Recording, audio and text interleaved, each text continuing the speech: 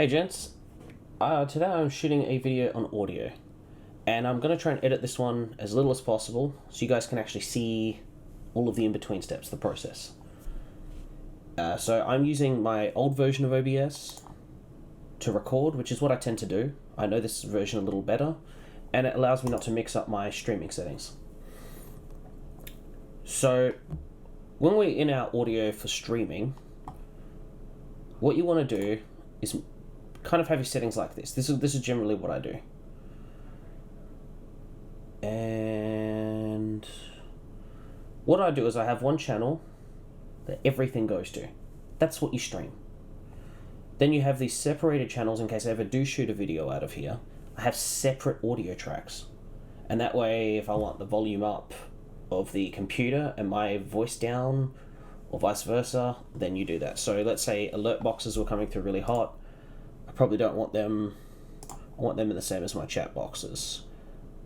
I don't even want that. And yeah. So, you play around with it to separate it out. So chat boxes and alert box to making all the same one, whatever. So you come into here. So this is a bit loud, so I'm going to bring this down. You want like yellows mostly. But there's something else you can do in here, and I didn't know this till recently. Is you can add plugins. So these will use more processor. I've got this as a compressor, and I've got this as a hard compressor, like a limiter. And what a compressor does is it takes the loudest sound and brings its volume down to be more like your lower sounds. And you think, well, why would I do this? Now you can turn the whole thing up without going over this max. So there's a max limit with every stage. So if you're too loud and you clip your microphone, you'll get distortion and ugliness. If you clip in OBS, you'll record clipped ugliness, and then you can't fix it in processing necessarily. And then if you clip in Sony Vegas or Final Cut Pro, whatever is used, you'll have distortion. So you have to not be over at every stage. So this turns your top sound down. Now, because this is for streaming, I've just asked it, you get your threshold here, when we're getting towards the top, clamp down really hard. Now, if I was recording, I would just make sure my signal's healthy, and I would do this within, my editor. But for streaming, there's no editor. It goes straight out, so I just make sure it doesn't clip. And yeah, here I go like stream, output, and you'll see audio track 6. That's the one with everything going to it is going out. So from there we go into Sony Vegas. So here are your basic audio plugins. You've got a gate. Unless something's above a certain volume, it will be shut out. So this can stop little annoying buzzes or the sound of your fan or whatever going off in the background. Some people use this when they stream. I don't. I don't use it as I record because otherwise you actually cut the sounds out of the recording, and then if you want one of them, you don't have it. Whereas I can always take the version of the signal that's in here and have it ignore certain sounds. So I don't cut as I record in. You have track EQ, so low rumble from the road or something, cut it out. It can help a bit. Compressor, I generally do like a soft compressor. So it compresses a little bit, but it starts early on, so it's applying to, more of your settings. And then I'll add another compressor, so you hit this button here to add your effects. Add, okay. And then this one, limit all levels, -6 dB, and then I pump this up to like 4. And this again, it's more like a wall that you can't push your audio through. This one here, however, I'm not going to apply here. I apply this to my master track effects, and I'll put this on here. That way I don't have to individually chew up my processor by putting my limiter on every single individual track. I'll do my kind of soft compression on them. So this is very basic, but there's something that drives me kind of nuts. You've got these little trap gains, and you notice the big waveforms are down more than the little waveforms. And you can literally click and look at this meter here. Alright boys, just messing around in Sony Vegas a little bit, looking over some of these, and then you can click into here, because the females are pilots, and to my knowledge, so you see that they're approximately the same. So the compressor's doing a little bit of work. I left this on soft compressor here. Yeah. So he's got a -24 dB threshold. So down here, he's kicking in, he's squishing the louder sounds down, and then it's turning everything up. So, yeah, and you can do auto gain compensation, but I find that kind of jumps around a little bit. So if we, because the females are pilots, and to my knowledge, like the American, yeah. So it's you'll notice the compressor, because we have active monitoring here, does more work here. Sony Vegas a little bit, looking over some of the stuff I had to edit out. Oh, it's not going to show me as it goes, really. Looking over some of the... Interesting. I've seen this show me the levels before. Maybe I'm just not loud enough. It's like feed it in harder. A little bit, looking over some of the stuff I had to edit out of last couple of videos of footage, and I figured I'd show you. So, check it. Oh, okay. So I don't know why it's not giving us active monitoring, but plugins can be such a pain. The pilots, and to my knowledge, this part of my video is quieter, so I can sync this one more and turn this one up. That's the basic idea. So with these kind of editors, normally what you're doing is you're actually turning all your louder sounds down, and then turning everything back up. And then now this thing over here is too loud, and you turn it down, and then you can turn everything up. As you do this, all your background noises will increase. If I wanted louder, like better audio, what I would have to do is get a microphone stand, which I'm doing, and I need to put this microphone closer to me, because then I'm going to be louder, and like compared to the background noise, it's going to be quieter compared to me, so I can turn everything up more.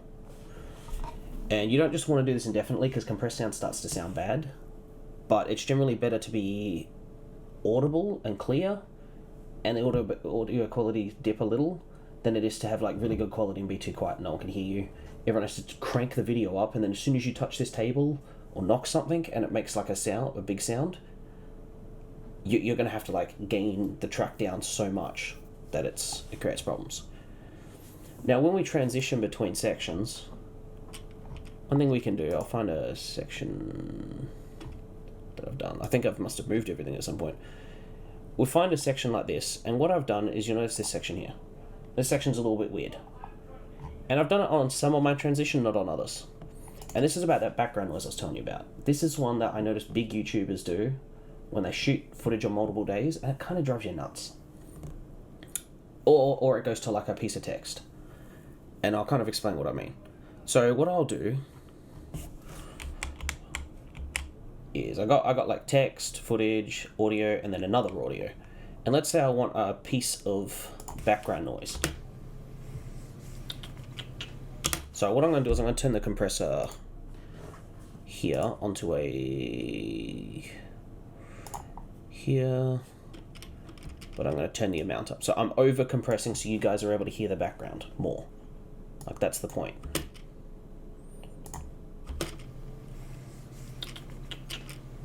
Okay, gonna have to increase the gain a little bit.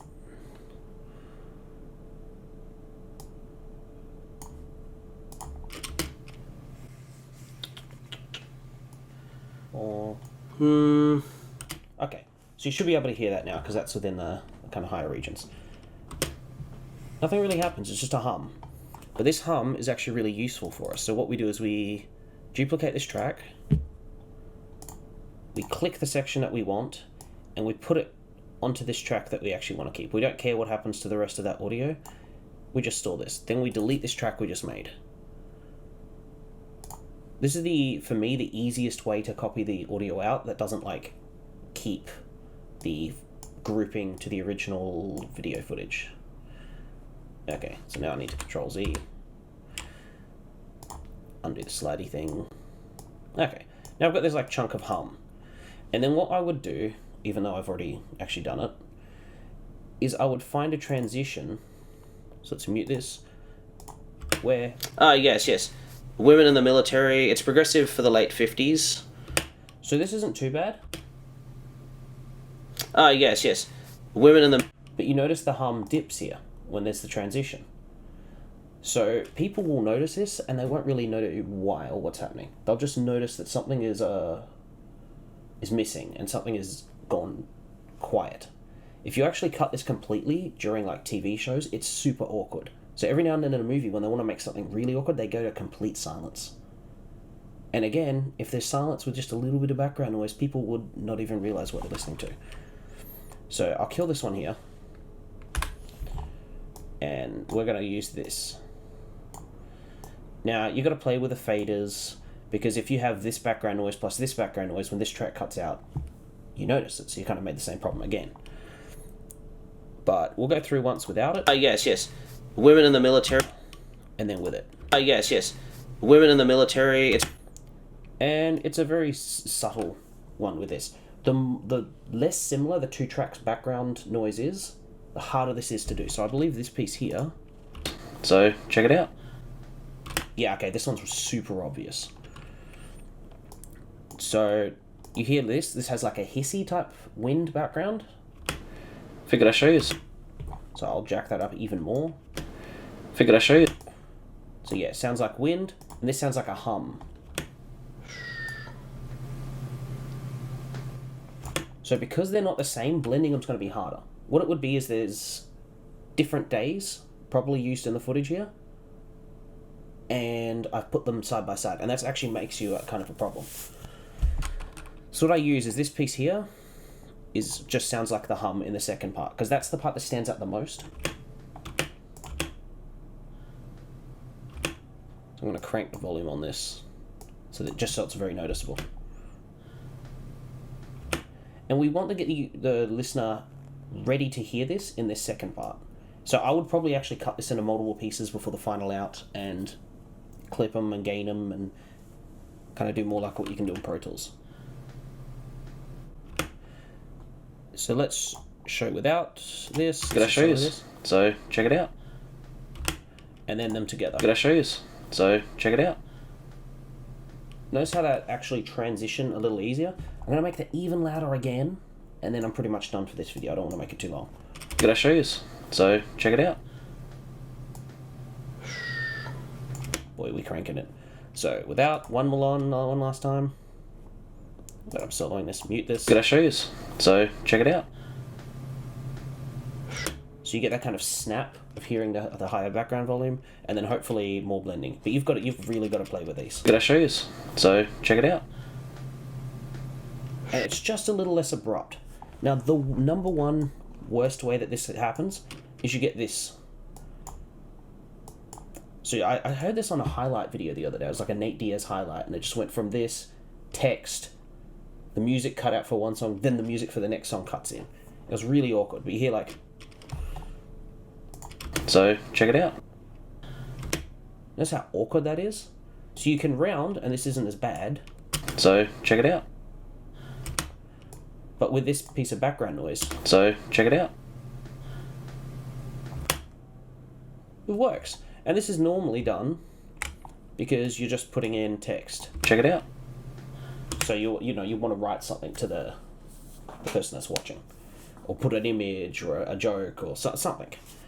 And anyway, that's just a pet peeve of mine, is when I notice the background drops out, because once you start noticing it, you cannot stop noticing it. But even the average person will notice the piece of footage is just that little bit more awkward, even if they won't spot why. So I think that's pretty much it. There's fades, you just drag the things across, like you guys can figure that sort of stuff out. And yeah, I'll see you guys in the next video.